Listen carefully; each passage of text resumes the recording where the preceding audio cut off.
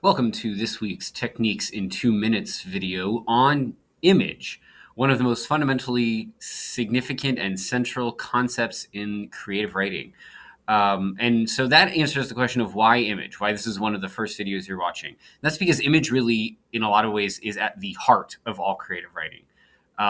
This isn't surprising. Image comes from the same root as the word imagination. So when we think about our imaginations, there's a reason that these words are so similar, is we are picturing things in our minds when we read.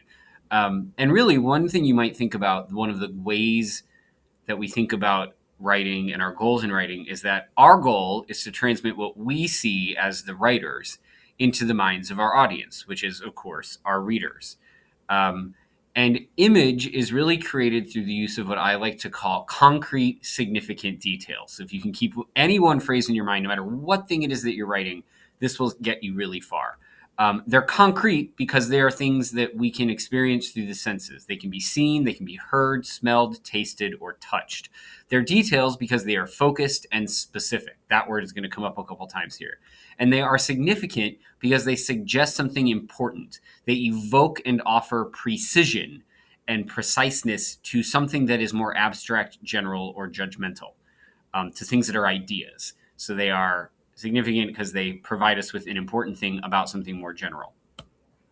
So in contrast, they are the opposite of what we call abstractions, generalizations, and judgments. So by way of example of each of these, abstractions are concepts that can't be visualized on their own. Intelligence, anger, disbelief, emotion states, those are things that actually you have to think of and picture something else in order to picture that abstraction. That's why it's an abstraction, because we can't literally see it. Generalizations are things that we can only vaguely visualize because they contain too many possibilities. They can be too many things.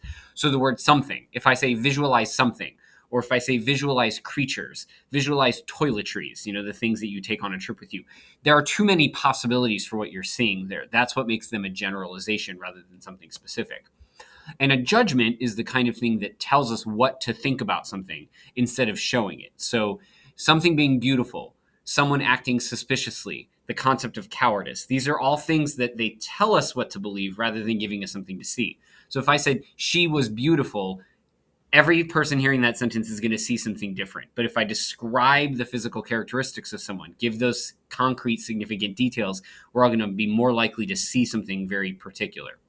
So the thing that I want you to think about when you're thinking about the concept of image as a craft technique is that your goal is to be precise, precise, precise.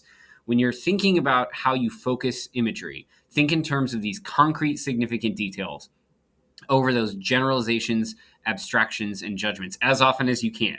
The more often you're using precision, the better off your work is going to be. And the more your readers are going to precisely see the things that it is you want them to see, the things that are in your brain. What you're picturing will be easier for them to picture.